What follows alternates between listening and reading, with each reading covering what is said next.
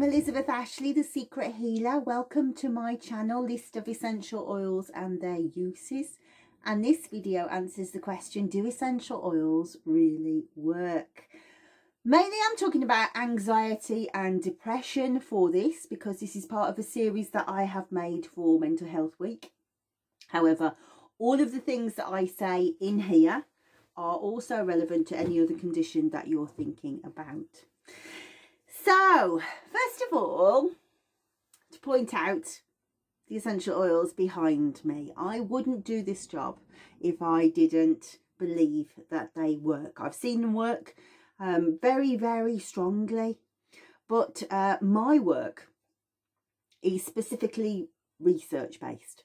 I write essential oil manuals, and I look at the uses of a plant from its very earliest mention up to what happens to it when it's in a clinical lab. So in the books, I write about clinical trials, and what you'll find is with essential oils, the research is very limited.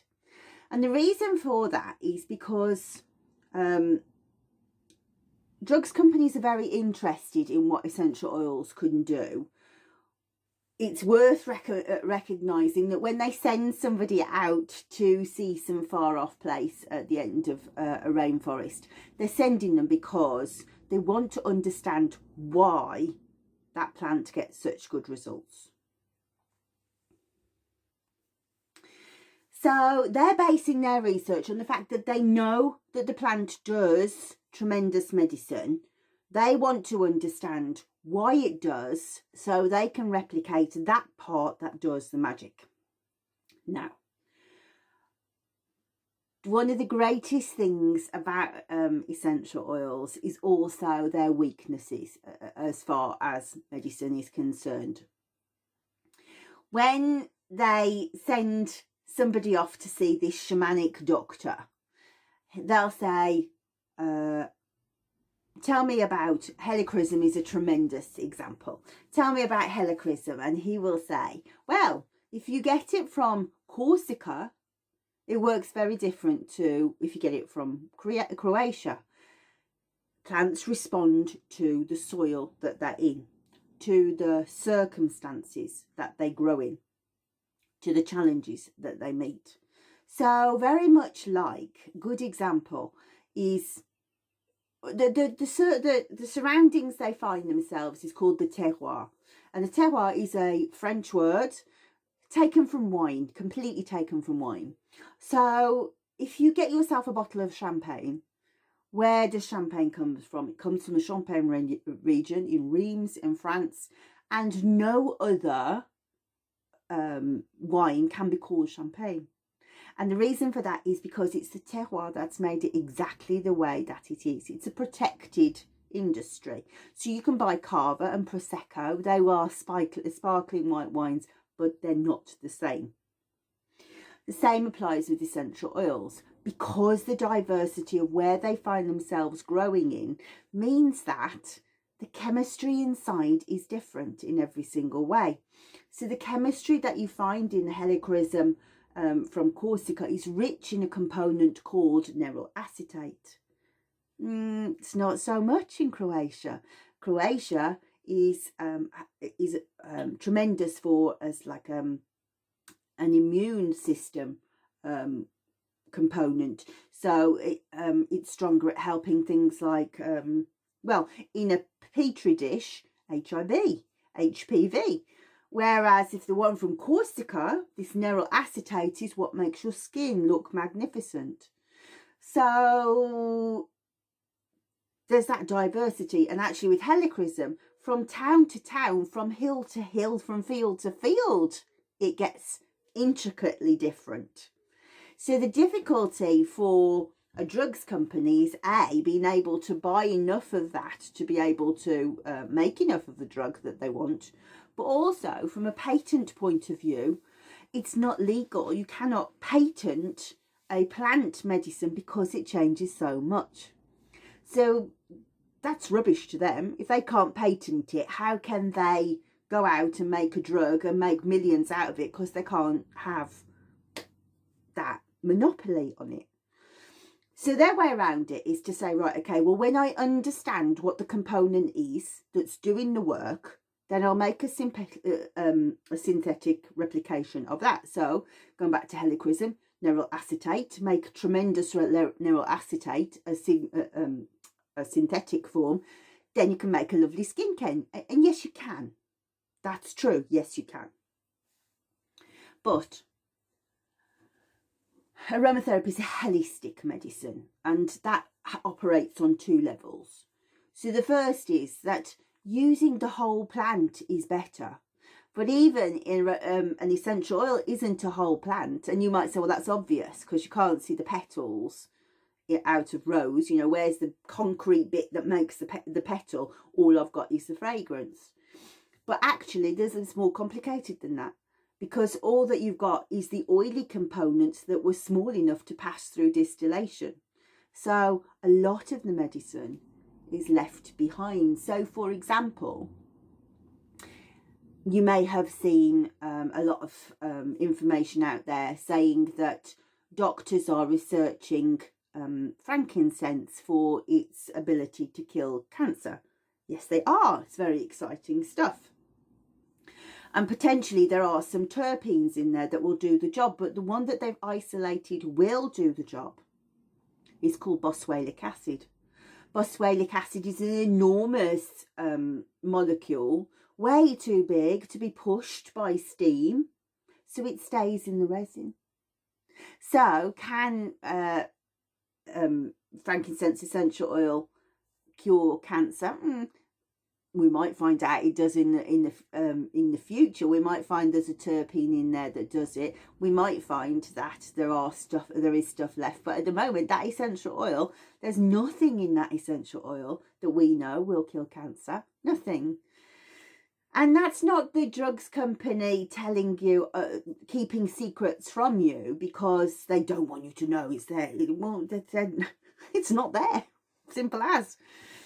So what we have then is this problem where you look at a piece of research and you say, oh, well, lemon balm, Melissa, which is the one I'm doing at the moment, does that because it says so there. Well, maybe it says that it did it to a rat in their experiments. And make no mistake, rats and mice, little white Swiss mice, chimpanzees, all used in their experimentation because they are evolutionarily similar to us. In particular, for this series we're talking about anxiety, there are lots and lots and lots of poor old frightened mice out into the arms of mazes to see if they'll do stuff.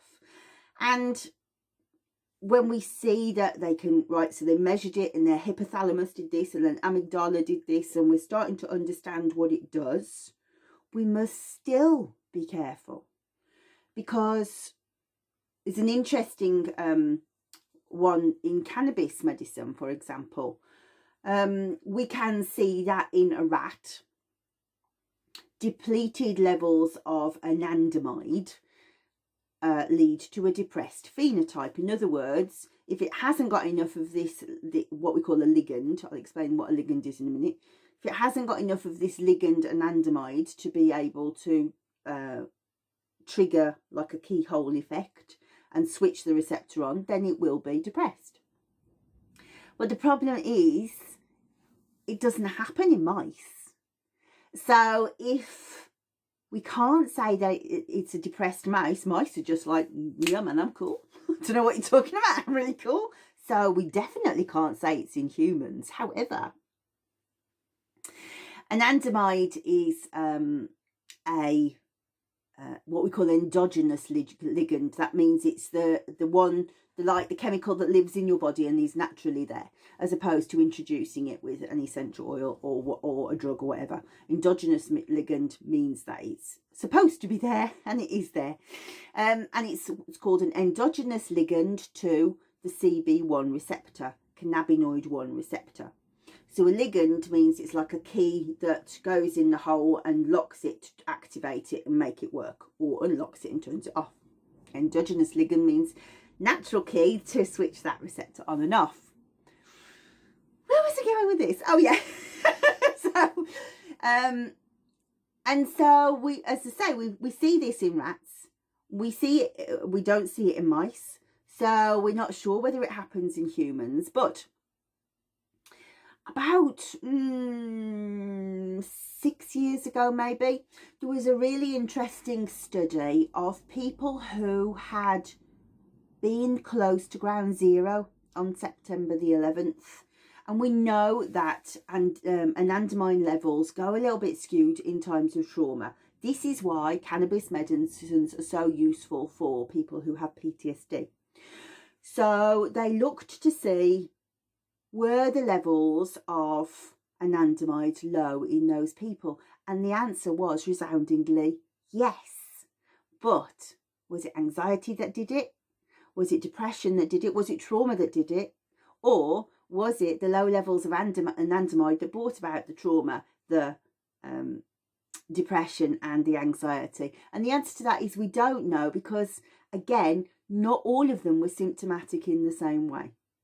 So some were anxious, some were depressed, some had PTSD symptoms, some were completely normal, but they all had this lowered level of anandamide. So you can see how you go round in circles, don't you? So let's go back to what we said at the beginning. Is it worthwhile for a drugs company to look at these things? Well, the answer to that is yes, it is. And there are quite a lot of clinical trials out there that show you information. But if you compare with how many essential oils how much essential oils research is out there in comparison to, at the moment, what's coming out for COVID, it doesn't even touch the first dot at the beginning of the sea. It's so small.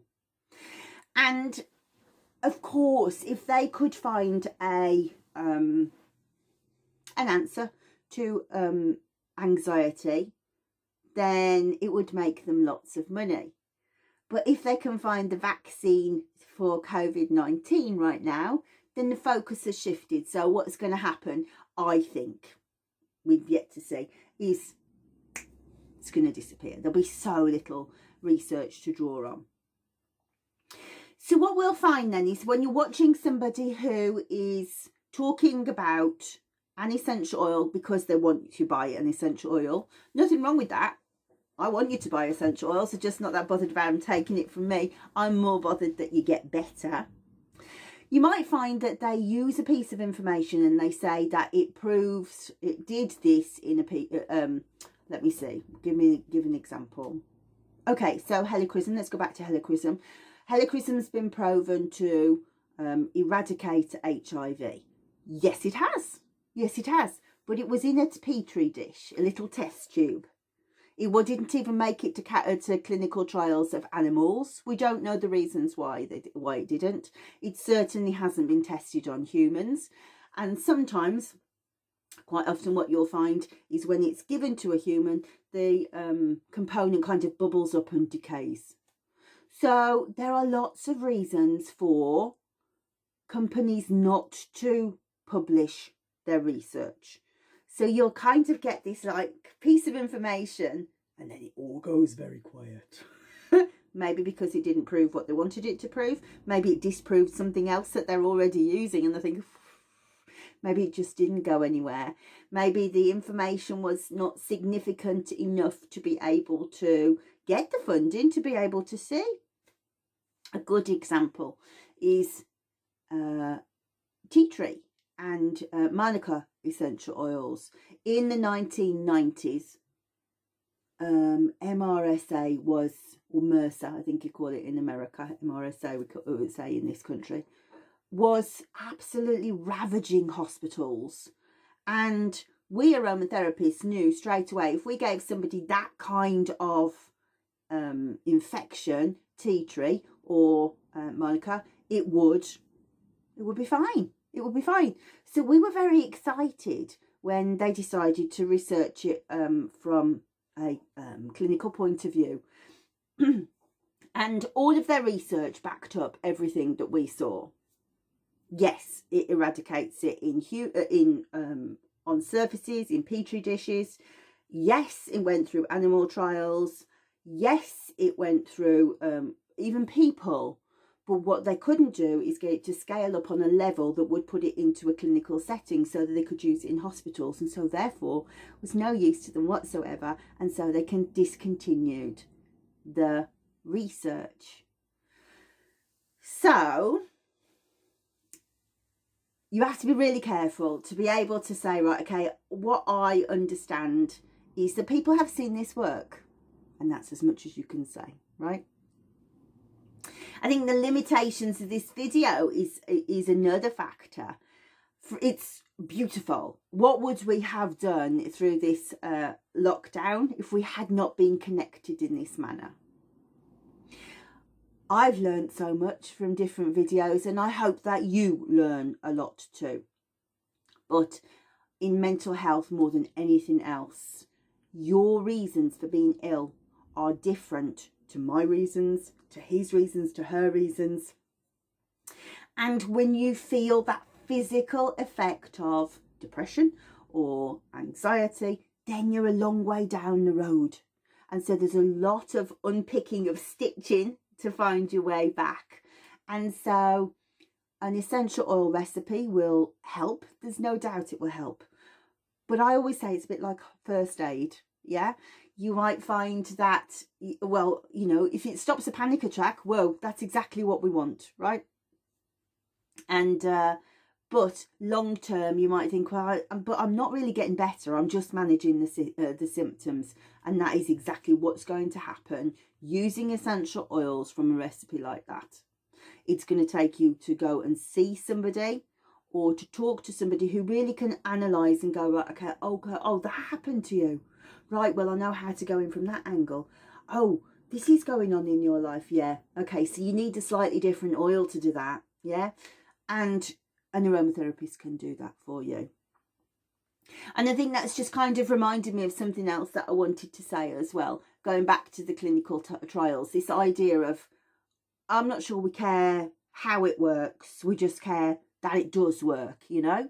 There comes a point where you have to say, I'm just going to give it a try, really, and marvel at the magic. One of the things that you'll see in clinical trials is, especially in human trials, they'll do what's called a control study or a double blind, where you don't know what you're taking. You may be taking a placebo. And one of the things that is fascinating to see is people who kind of don't know what they're talking about will say, oh, it didn't really work that much better than the placebo. Well, actually, what's interesting is the placebo did work, and ours worked a bit better than that, because the power of belief is so important to getting better, getting that mindset right. So being able to have somebody and go, right, I know that I can go and look at that video and kind of think, right, well, she says use vetiver, or she says use valerian, or she says rose, and she's been right before, so therefore I think I'm going to get better, has power in its own right. And that's why it's important to subscribe to my newsletter, so that you've got that in your email box all of the time, and you can say, make a little folder. I always say make a folder, so you can just go, this is folder, right, what did she say about anxiety? She said, if I have a panic attack, to get this blend out, I already made it. Yeah.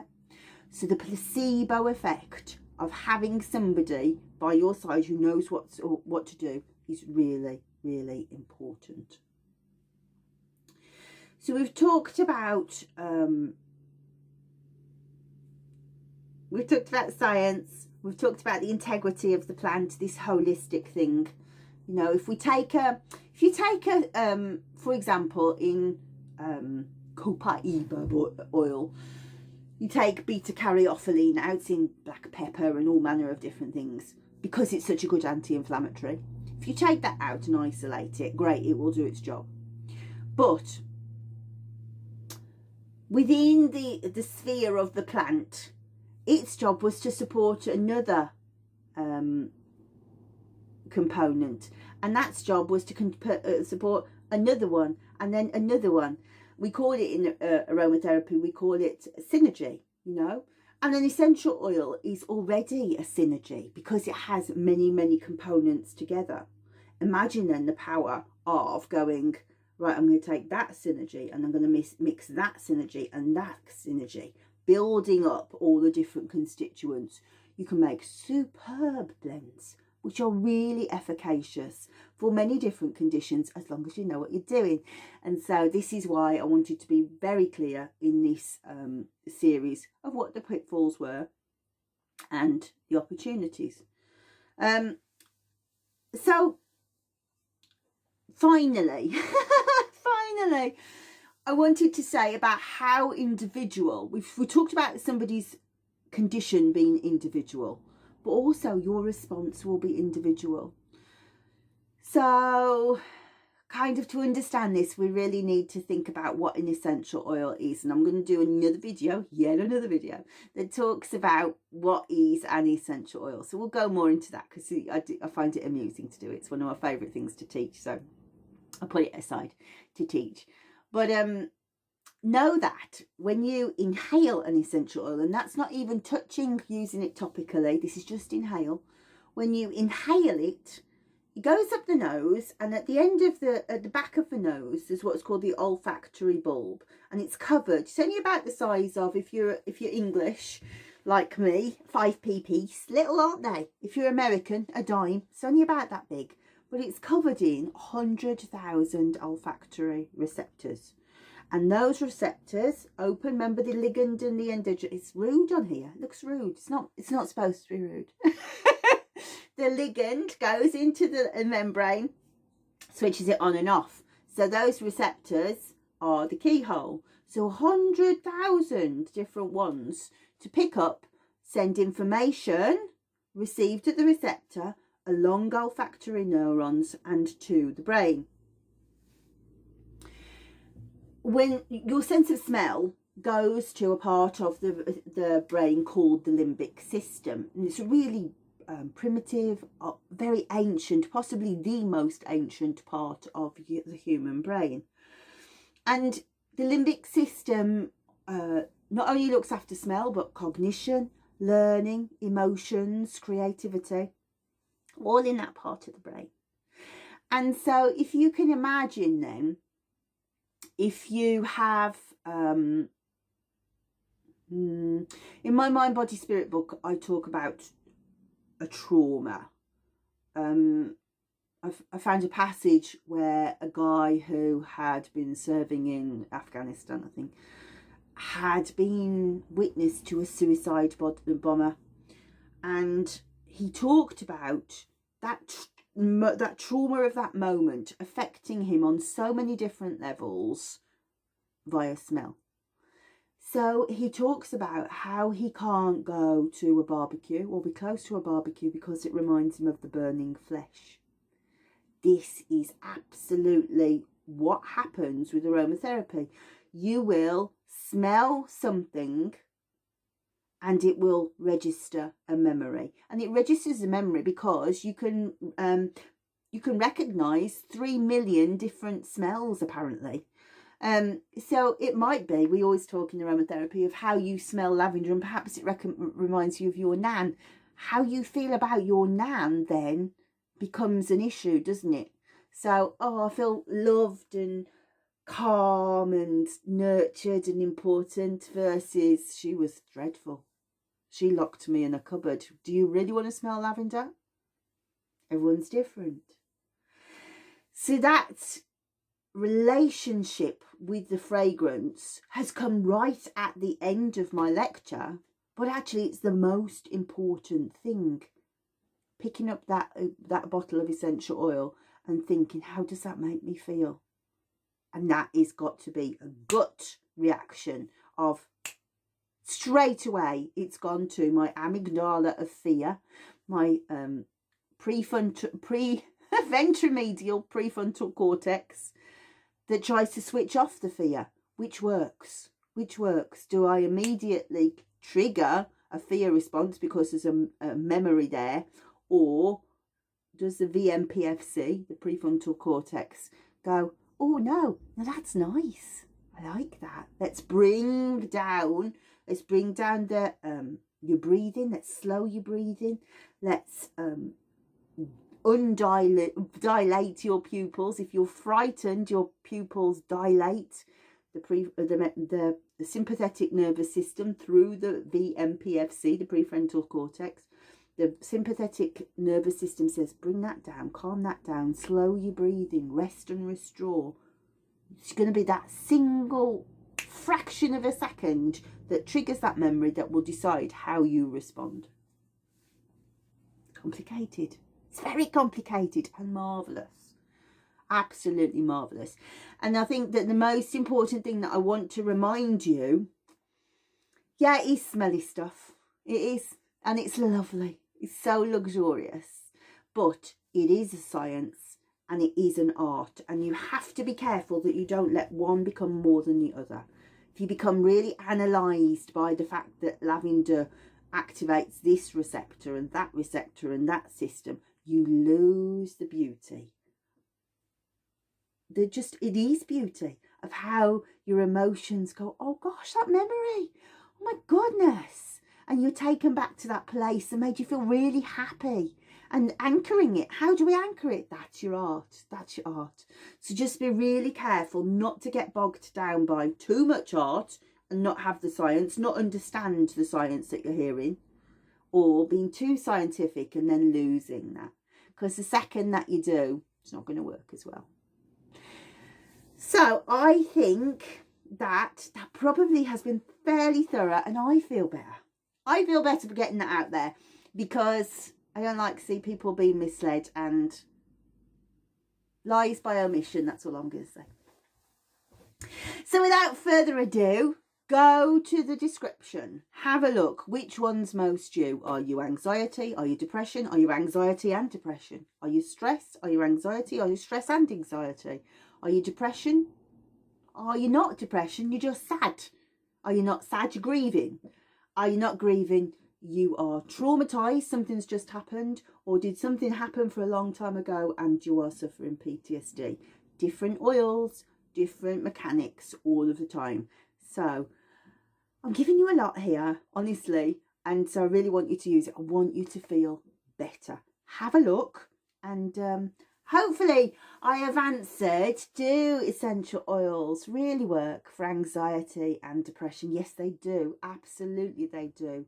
But need to be clever. So you get your phone, you turn it this way up, and then there's a little red subscribe button. Turn it grey